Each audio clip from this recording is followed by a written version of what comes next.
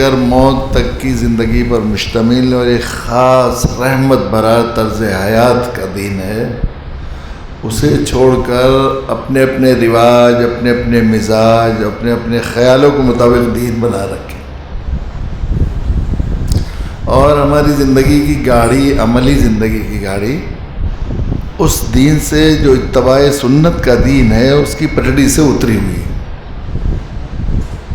اور اس سلسلے میں کل عرض کیا تھا کہ اس سے زیادہ اور اس کی کیا مثال ہو سکتی ہے اور کیا دلیل ہو سکتی ہے ہمارے دین کے ایک طرح سے محرف شکل میں عمل کرنے کی، کہ ہمارے پورے دین اسلام کا جو کنٹرول روم اور پاور ہاؤس ہے مسجدیں، ان کی شکلیں اللہ کے نبی صلی اللہ علیہ وسلم کی مسجد نبوی کے پورے ذوق اور مزاج سے بدلی ہوئی ہیں۔ بالکل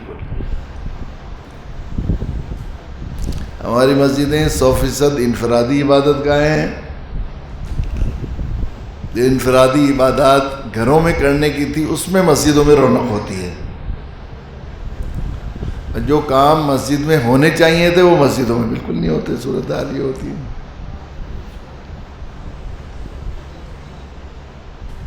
وہ مسجد اسلام، اللہ کے نبی صلی اللہ علیہ وسلم کی مسجد کو جب دیکھتے ہیں، کل اس سلسلے میں بات ہو رہی تھی کہ مسجد کا محلہ ایک اسلامی ریاست ہے اور اس کا مرکز دارالحکومہ مسجد کہلاتی ہے۔ یہ ہے اللہ کے نبی صلی اللہ علیہ وسلم کی مسجد۔ تو پوری زندگی مسجد سے مرتکز تھی، پوری زندگی مسجد سے مرتکز تھی، اس لیے دین اور دنیا کا تصور ہی نہیں تھا۔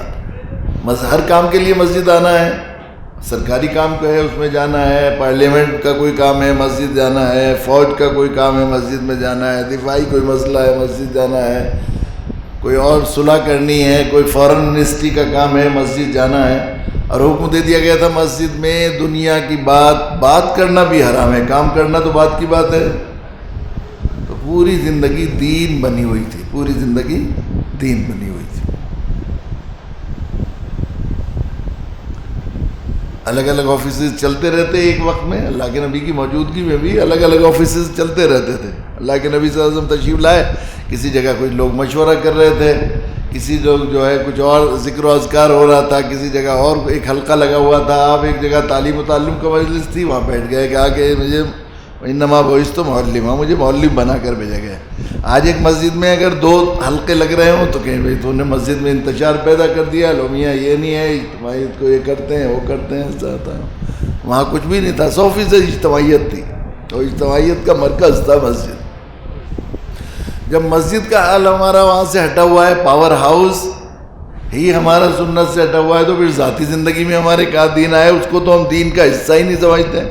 ہم نے تو دین کو نماز میں، روزے میں، حج میں، زکوٰۃ تک محدود کر رکھا ہے۔ ذاتی زندگی، اپنی پرسنل لائف، سوشل لائف، اس کو زندگی کو تو دین سمجھتے ہی نہیں ہیں۔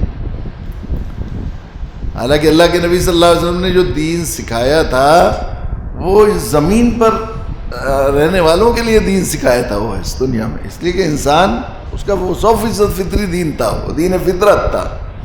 اور انسان کو جو کچھ سماجی حیوان بنایا گیا ہے اور اسے ایک سوشل سسٹم سے جوڑا ہوا ہے، اور اس کی پہلی اکائی ہے اس کی گھریلو زندگی، ازدواجی زندگی۔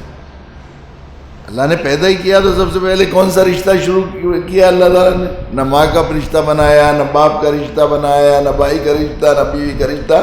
حضرت آدم کے ساتھ، حضرت آدم کو دل نہیں لگتا تھا جنت میں تو حضرت حوا کو پیدا کیا، سب سے پہلے بیوی بنائی۔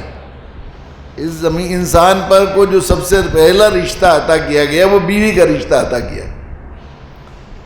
جنت میں حضرت آدم علیہ السلام کے ساتھ آپ کی بیوی تھی، زوجہ محترمہ حضرت حوا، اور دنیا میں آئے تو ظاہر ہے کہ ہم رہ رہے ہیں یہاں بھی اس طرح کا سسٹم اور سماجی تانا بانا بنایا ہے کہ سارے رشتے ختم ہو جاتے ہیں، ایک ہی رہ جاتا ہے۔ ماں باپ تو جنت چلے جاتے ہیں، بیٹیاں سسرال چلی جاتی ہیں، بیٹے اپنی بہوؤں کو لے کے الگ ہو جاتے ہیں، کون رہ جاتے ہیں؟ بوڑھے بڑھیا میاں بیوی رہ جاتے ہیں، نہیں۔ اور جب یہاں سے چلے جائیں گے جنت میں تو سارے رشتے نہیں رہیں گے، شوہر بیوی وہاں بھی رہیں گے، وہ شوہر بیوی کا رشتہ وہاں بھی رہے گا، اس کو اتنی اہمیت ہے۔ تو اللہ کے نبی صلی اللہ علیہ وسلم کی رحمت للعالمینی جو شان تھی کا دین تھا، اس کو سب سے خوبصورت اس کی تصویر دکھائی دیتی تھی آپ کی گھریلو زندگی میں. لیکن ہمارے یہاں نہ اسے دین سمجھتے ہیں نہ اسے دین بناتے ہیں. وہ بھی ہٹاؤ, جب مسجدیں ہی ہٹی ہوئی ہیں جہاں سے کنٹرول ہو رہا ہے پاور روم, تو ازدواجی زندگی میں کہاں وہ ہو جائے. اس لیے آپ نے صاف صاف ترازو اور پیمانہ قرار دیا, تم میں سب سے بہتر وہ جو اپنی بیویوں کے ساتھ بہتر ہو, اور میں تم میں سب سے زیادہ اپنی بیویوں کے ساتھ بہتر رسول کرتا ہوں. دینداری کا معیار اللہ کے نبی نے فرمایا, نیکی کا معیار اللہ کے نزدیک, محبوبیت کا معیار اس بات پر ہے کہ کون اپنی بیوی کے ساتھ کتنا اچھا ہے.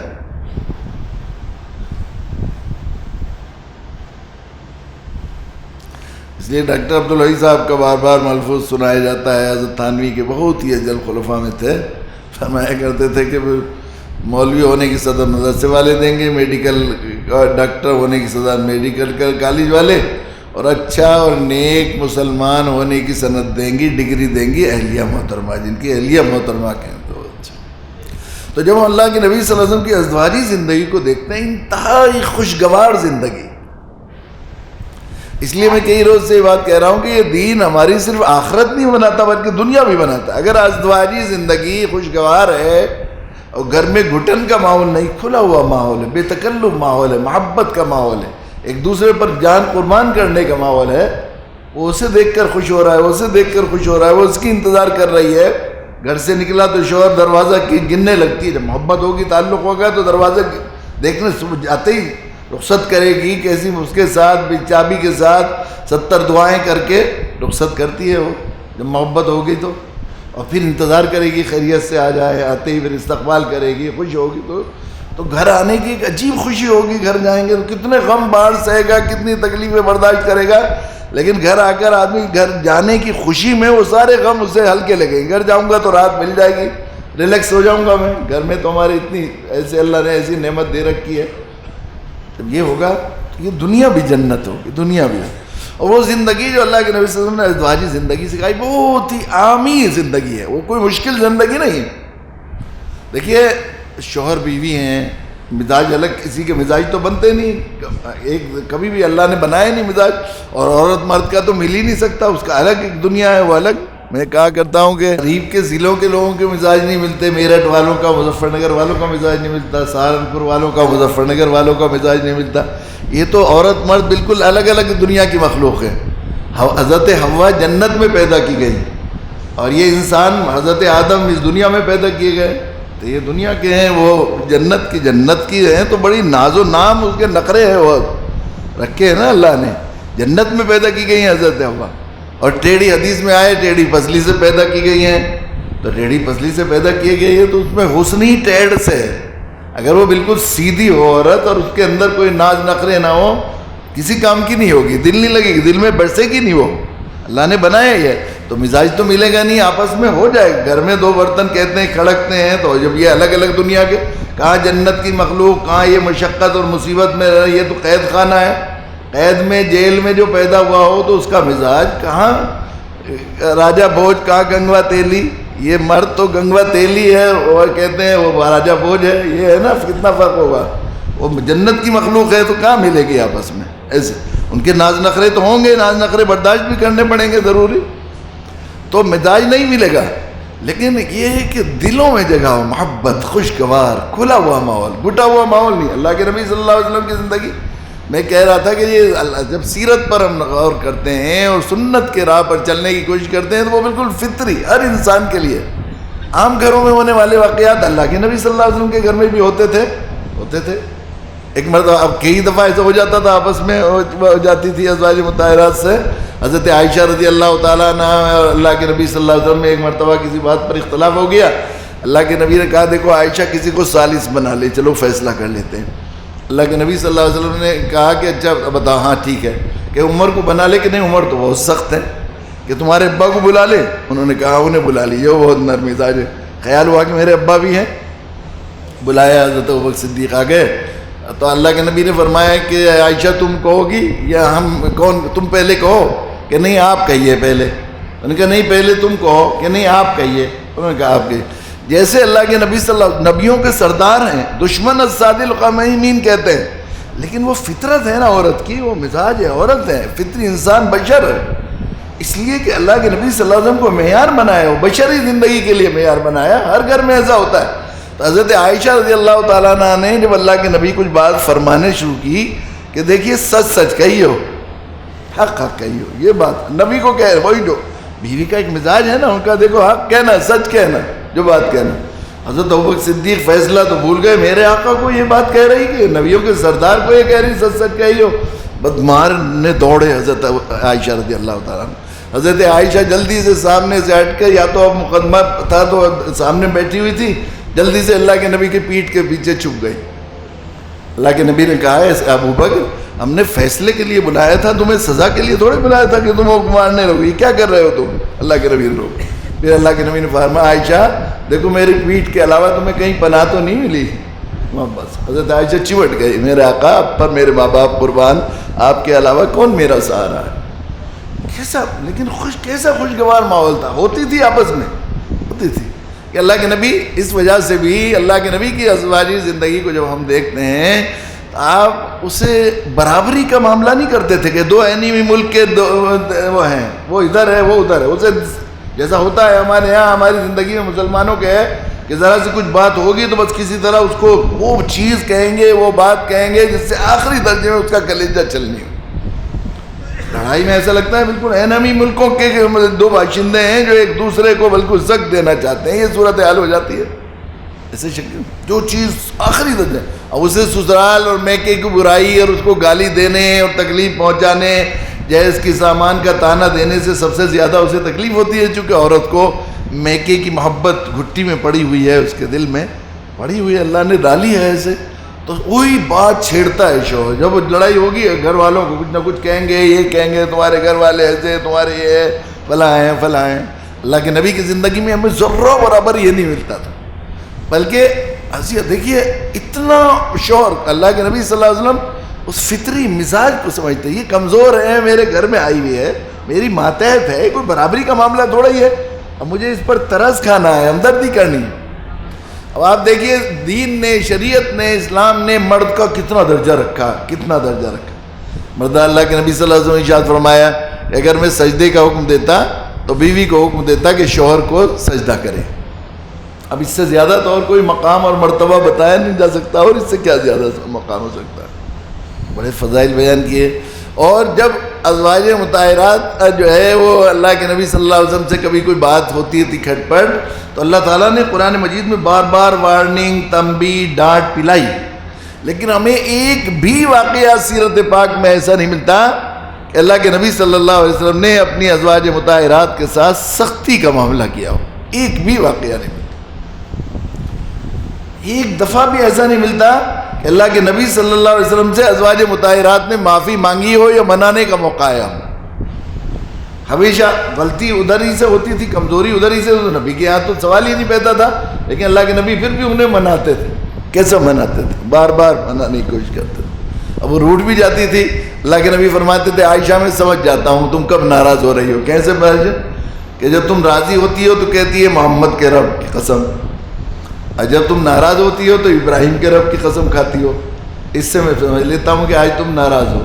اس کا مطلب یہ ہے کہ حضرت عائشہ ناراض ہوتی تھی, اللہ کے نبی کبھی کہ ایسا نہیں ہوتا. یہ بات یہ اس گھر میں رہتے تھے. اب حضرت عائشہ رضی اللہ تعالیٰ عنہ کو اللہ تعالیٰ نے دین کا ایک بڑا حصہ سمجھانے کے لیے اللہ نے انتظام کیا تھا. اتنی ذہین تھی, ایک ایک چیز کو محفوظ کرتی تھی. گھر کا ازواجی زندگی کے ایک ایک جز کو آپ نے محفوظ کیا اور ہم تک پہنچایا. حضرت عائشہ رضی اللہ تعالیٰ عنہ جب پوچھا گیا کہ گھریلو زندگی کے بارے میں بتائیے, آپ نے فرمایا جب گھر میں تشریف لاتے تمام کاموں میں برابر کے شریک ہوتے تھے, ان کا ہاتھ بٹاتے تھے, ان کی دلجوئی کرتے تھے.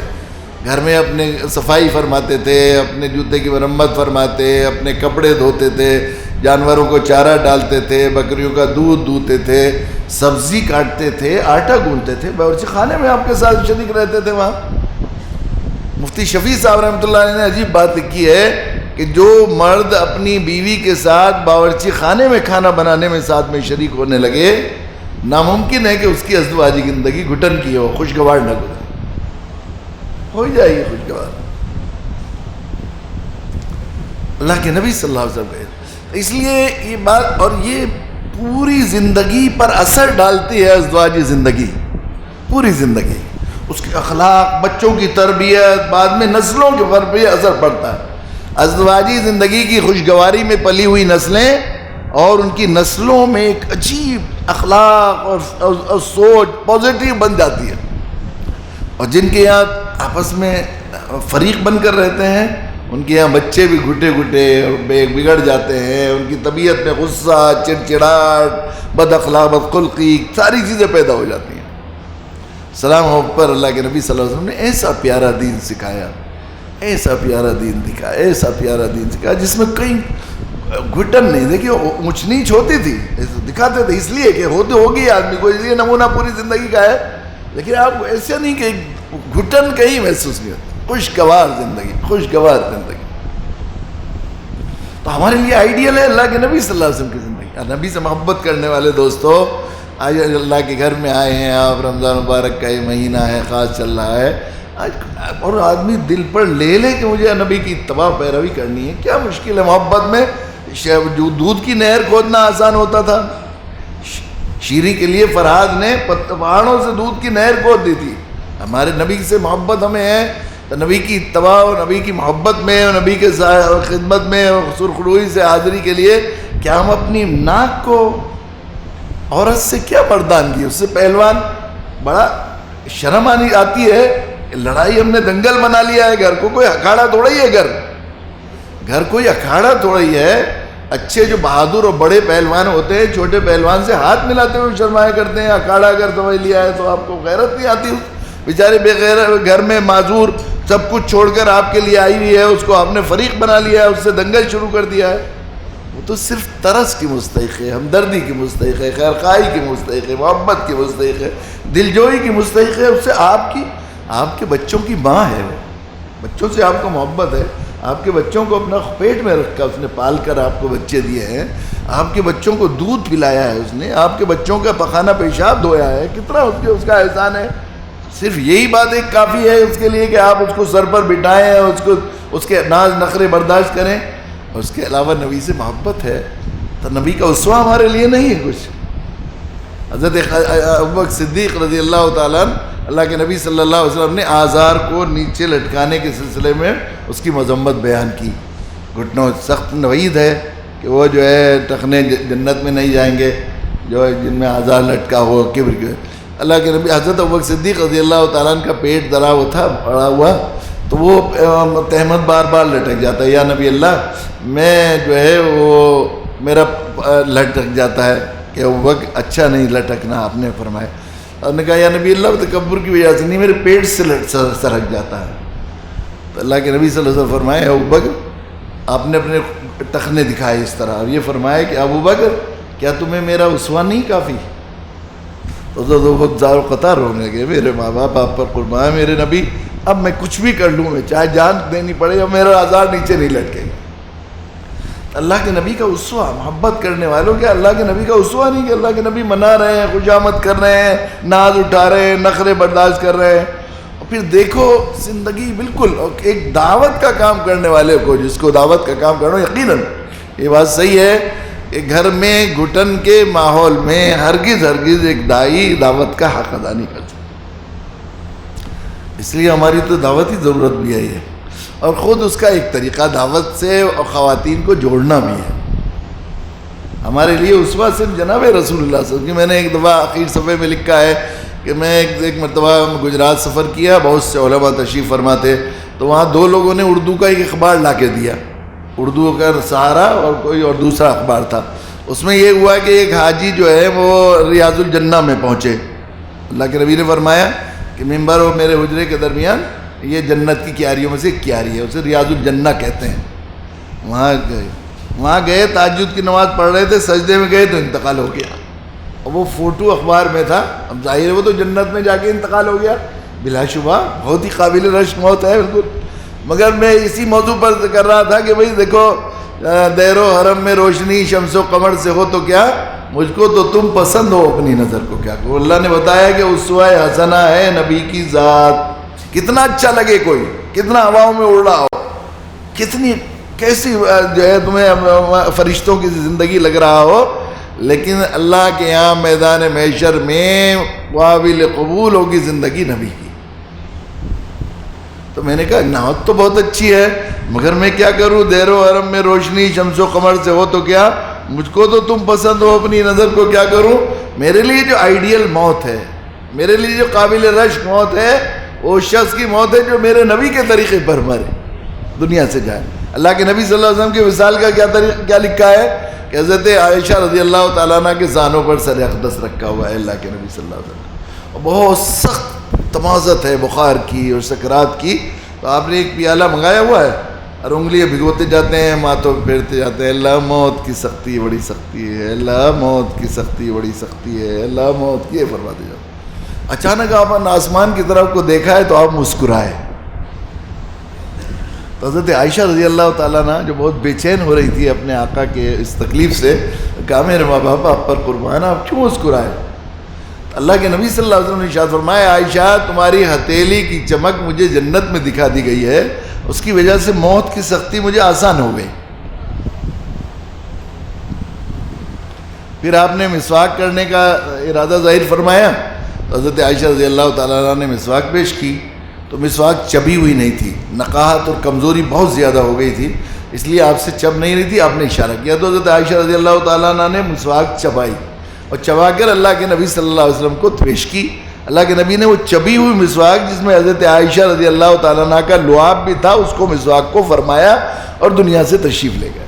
اس لیے حضرت عائشہ فرمایا کرتی تھی کون میری طرح قسمت والی ہے، کون ہے میری قسمت، میری گود میں آقا کا انتقال ہوا، میری گود میں ہوتے تھے تو وہی آتی تھی، کسی دوسری بیوی کی گود میں نہیں آتی تھی وہی۔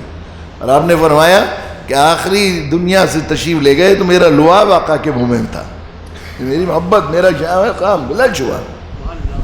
اللہ کے نبی حضرت عائشہ رضی اللہ تعالیٰ عنہ کو منتخب کیا تھا آپ کی ازدواجی زندگی کے لیے، اللہ نے ہم تک دین کو مکمل شکل میں، جو دین کی سب سے اہم چیز ہے ازدواجی زندگی، اور اس کے علاوہ بھی معاشرتی زندگی کی چیزیں جو حضرت عائشہ رضی اللہ تعالیٰ عنہ نے اتنی باریکی سے محفوظ کی، اور بڑے بڑے اجل صحابہ، بڑے بڑے اجل صحابہ دنگ رہ جاتے ہیں۔ انتقال کے بعد کئی دفعہ مسائل میں پیش آیا ایسا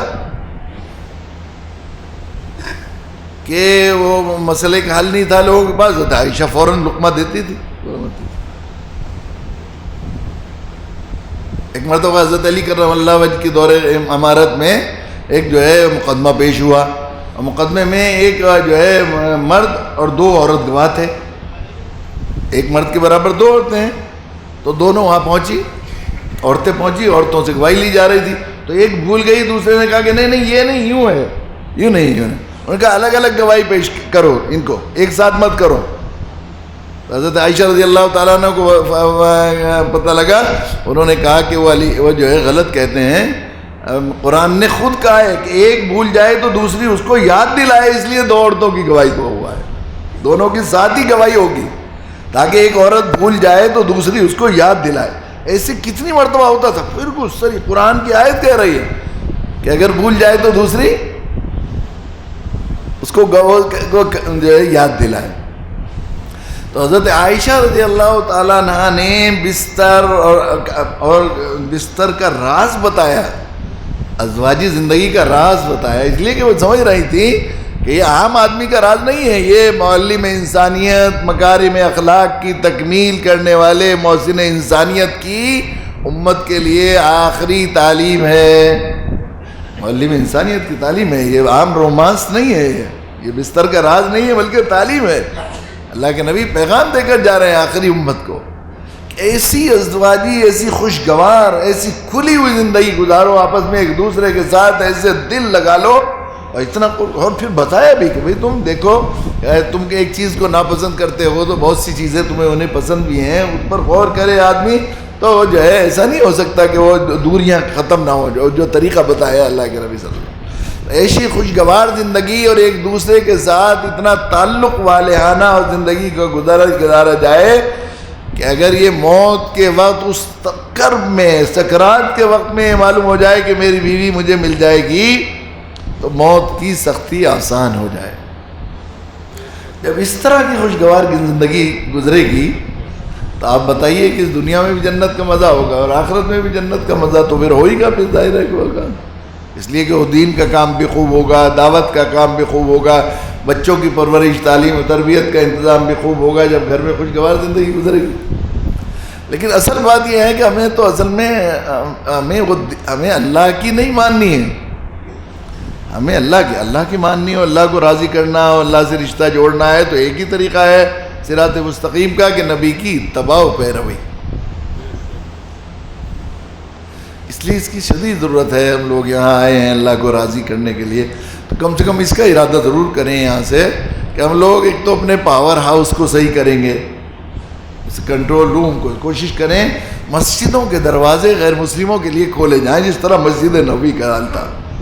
دعوتی مرکز بنے، وہاں لوگ آئیں اور ان کو ایسا رحمت برا ماحول ہو مسجد کا کہ ہر آنے والا مسجد میں آ کر مسجد سے ان کے ماحول سے متاثر ہو، اور آخری درجے کے دشمن محبت اور دوستی میں بدل جائے. ثمامہ ابن عزال ایران کے علاقے کا غسان کا ایک سردار ہے جو آخری درجے کا دشمن ہے اللہ کے نبی صلی اللہ علیہ وسلم کا، اور بڑی ستایا، بڑی تکلیفیں پہنچائی.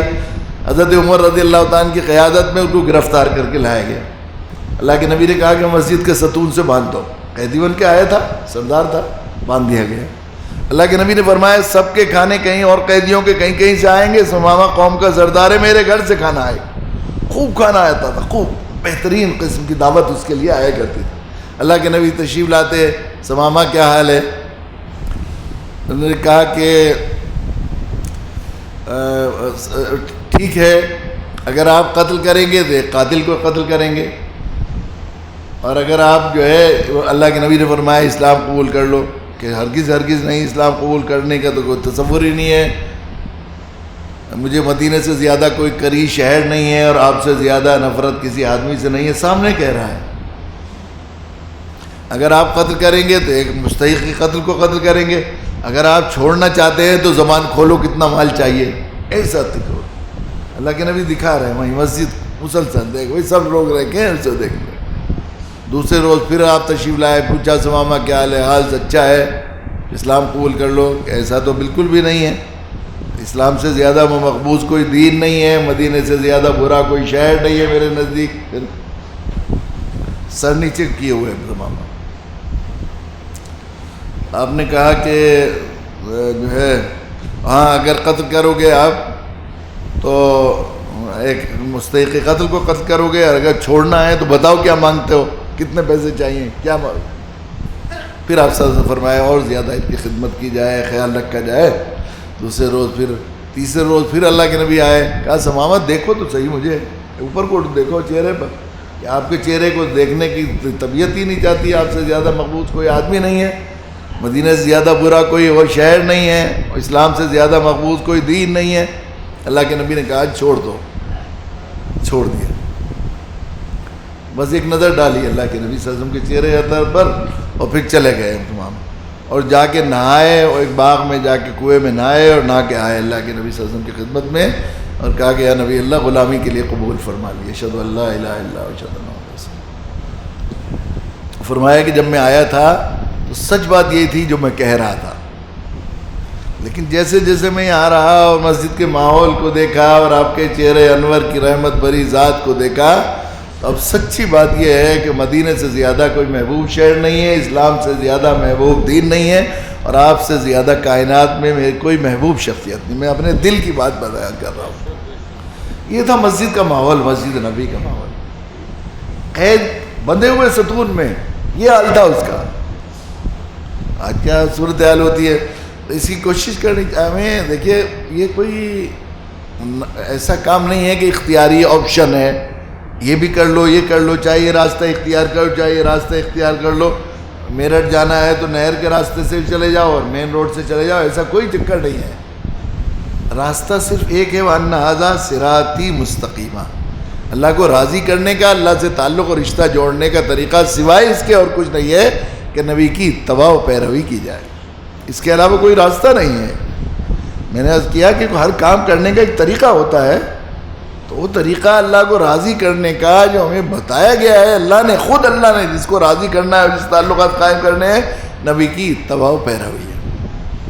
تو تو ہمیں اپنی زندگی کو 100% سنت کے اور اللہ کے نبی صلی اللہ علیہ وسلم کی پیروی کے نقش قدم پر چلانا ہوگا. اس کے لیے ضرورت پہلے یہ ہے کہ ہم لوگ اس کی کوشش کریں, اس کی تحریک چلائیں. پہلے ہم اپنی مسجدوں کو مسجد نبوی کا نہ بنائیں, اجتماعی طور پر اس کی کوشش کی جائے, اور انفرادی زندگی میں گھر کے ماحول کو انتہائی خوشگوار اور کھلا ہوا ماحول ہونا چاہیے. یہ بات بنیادی چیز ہے. گھٹن نہیں محسوس ہو, بیوی کو, بچوں کو, گھر کے رہنے والوں کو, خود آپ کو گھر میں آ کر خوشی ہو. وَلْيَسْعَكَ بَيْتَكَ, تیرا گھر تیرے لیے وسعت رکھے, تیرا گھر سے نکلنے کو دل نہ چاہے, باہر آ جائے تو تیرا دل گھر میں اور گھر والی میں اٹکا رہے, ایسی کیفیت پیدا ہو. اور اس کے لیے ظاہر ہے کہ دوسرے پارٹنر سے زیادہ آپ کی ضرورت ہے, اس لیے کہ وہ تو محتاج ہے بیچاری, مرہون منت ہے آپ کے نظر کرم کی, رحمت کی. آپ کی تھوڑی سی شفقت, تھوڑی سی ہمدردی, تھوڑی سی نرمی, تھوڑی سی برداشت, تھوڑی سی, کتنا اب ذرا دین اور شریعت کے ذوق کو سمجھیں کہ جھوٹ سے اتنی زیادہ نفرت ہے اللہ کو. اللہ کے نبی صلی اللہ علیہ وسلم کی زندگی میں تو کبھی تصور ہی نہیں ہے جھوٹ کا. صادق الامین فرمایا قسم اس ذات کی جس نے نبی کو ہدایت کے ساتھ مبعوث کیا ہے, مجھے ہدایت کے ساتھ مبعوث کیا, ایمان اور جھوٹ کا کوئی میل نہیں, ایمان اور جھوٹ ساتھ ساتھ نہیں رہ سکتے. لیکن اللہ کے نبی صلی اللہ علیہ وسلم نے جہاں 3 مقامات پر جھوٹ بولنے کو جائز قرار دیا ہے, اللہ کے نبی کی شریعت, اللہ کے دین نے, ان میں پہلی جگہ بات جو بتائی ہے وہ بیوی کو خوش کرنے کے لیے جھوٹ بولنے کی. اب آپ سوچئے کہ کتنا دین کی منشا سمجھیے, آپ شریعت کا موڈ سمجھیے, ذوق سمجھیے سنت کا, کہ بیوی جھوٹ جیسی اتنی بری گناہ جسے شرک کے ساتھ فاجتنبوا الرجس من الاوثان واجتنبوا قول الزور, بت پرستی سے بچو اور جھوٹ باز سے بچو. بت شرک کے ساتھ ذکر کیا ہے قرآن نے, اتنا برا گناہ ہے, لیکن 3 مقامات پر اجازت دی ہے. تو اس میں پہلا مقام ہے بیوی کو خوش کرنے کے لیے جھوٹ بولنا, اس کی اجازت دی ہے. ذرا سی دلجوئی کے لیے اس کی تعریف کر دو, اس کے میکے والوں کی کچھ اچھی بات کہہ دو, تمہاری اماں کتنا میرا خیال رکھتی ہیں, بھائی کتنا اچھی سسرال ملی ہے, بیوی مجھے اللہ نے کیسی نعمت دی ہے, واقعی تمہاری وجہ تم وہاں گئی تو میں گیا تھا تو بہت یاد آتی رہی, ہر وقت لگ گیا رہتا ہے, جی چاہتا ہے تمہارے ساتھ سفر کرتا, وہاں کوئی چیز کھائی تھی تو بہت یاد آیا کہ تمہیں مل جاتی, ذرا سے کچھ لے کے آ جائے, کچھ دل جوئی, ذرا سے, بہت چھوٹا سا دل ہوتا ہے, ذرا سی محبت اور ذرا سے اظہار کر دیں کھل جاتا ہے دل. اس کے عزم کریں, ارادہ کریں. خصوصاً دعات کو, جو داعی کام کرنے والے لوگ ہیں, ان کو اپنی دعوتی زندگی کے لیے بہت ہی ضرورت ہے. اور اس دعوتی, اس ویسے بھی ازدواجی زندگی کو خوشگوار, یہ لازم و ملزوم ہے یہ بات. اپنی دعوتی زندگی کو کامیاب ترین دعوتی زندگی بنانے کے لیے گھر کو گھٹن کے بجائے کھلا ہوا ماحول, خوش دلی کا ماحول بنانا چاہیے ازدواجی زندگی میں. اور ازدواجی زندگی کو خوشگوار بنانے کے لیے اہلیہ محترمہ کو دعوت میں جوڑنا چاہیے. خصوصاً یہ جو ہم نے بنا دیا ہے نا, اسے بس چولہے کا اور گھر میں گھٹن رہے, اور آ کے ذرا سی اس میں کمی ہو جائے تو ڈھاٹ ڈپٹ ہونے لگتی ہے, بجائے اس کے سالن کو کچھ تعریف کر دیں, کچھ کر دیں. حضرت مولانا ڈاکٹر عبدالحی صاحب رحمۃ اللہ علیہ نے لکھا ہے, ایک جگہ میں کھانے کے لیے گیا دعوت میں, تو میں نے کہا کہ بہت اچھا کھانا بنایا ہے, بہت دنوں میں اتنے اچھے کوفتے ملے اور بہت ہی ہوئے. تو اندر سے ہچکیوں کی آواز آنے لگی. حضرت نے بھی روتے ہوئے یہ قصہ سنایا, ہچکیوں کی آواز آنے لگی. کبھی اس میں خوش ہونا چاہیے کہ میں تعریف کر رہا ہوں کہ 40 سال میری شادی کو ہو گئے, آج تک میرے شوہر نے کسی کھانے کی تعریف نہیں کی. آج زندگی میں پہلی مرتبہ کسی نے میرے سالن کو اچھا بتایا. اب کتنی سی بات کے لیے ترس رہی ہے, وہ کیا ہے, ذرا سی کیا ہے, کیا مشکل ہے, گھر میں رہنا ہے اب کو. یہ تو یہ جو ہم نے چولہے کا اس کو وہ بنا دیا ہے کولو, بس کھانا پینا. یہ اللہ کے نبی صلی اللہ علیہ وسلم ازواج مطہرات کو سفر میں لے جاتے تھے, دعوتی کاموں میں شریک کرتے تھے.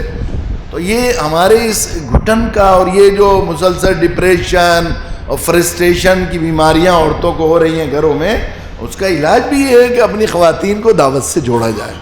صحابیات, اللہ کے نبی صلی اللہ علیہ وسلم نے حضرت خدیجہ رضی اللہ تعالیٰ عنہ کو اپنے دعوتی سفر میں سب سے پہلے رفیق بنا کر ورقہ ابن نوفل کے پاس لے کر گئے.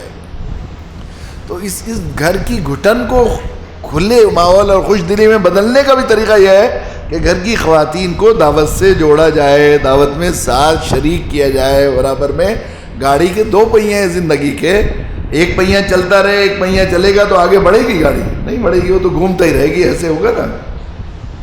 دونوں پہیے چلیں گے تو چلیں گی نا۔ بچوں میں، نسلوں میں دعوتی ذوق، دعوتی شعور، ہر گھر دار ارقم، دار ابو ایوب اس وقت تک بن نہیں سکتا جب تک کہ گھر کی خواتین بھی دعوت میں شریک نہ ہوں۔ اس لیے اس کا عزم کریں، ارادہ کریں کہ ہم اپنے گھر کو دار ارقم، دار ابو ایوب بنانے کے لیے اپنے گھر والوں کو دعوت میں شریک بھی کریں گے، گھر کی خواتین کو، اور دوسرے گھر کا ماحول انشاءاللہ ہم لوگ گھٹن کے بجائے خوشی کا، خوش دلی کا، دلجوئی کا۔ اللہ کے نبی دوڑ کر رہے ہیں، تماشا دکھا رہے ہیں پردے کے پیچھے سے، عید کے دن یہ سب کام کرتے تھے اللہ کے نبی صلی اللہ علیہ وسلم، اور یہی تھا کہ دلجوئی کا معاملہ، دل خوش ہو جائے، اچھا ماحول رہے۔ اللہ تعالیٰ ہمیں توفیق دے کہ ہم دین کے مزاج کو سمجھیں، شریعت کی منشا کو سمجھیں، ذوق کو سمجھیں، اور اپنی پوری زندگی کو، خصوصاً مسجدوں کو اور ازدواجی زندگی، گھریلو زندگی کو 100% پہلے، سب سے اول پہلے میں نبی کی اتباع اور سنت کے مطابق لانے کی کوشش کریں۔ وآخر دعوانا الحمدللہ رب العالمین۔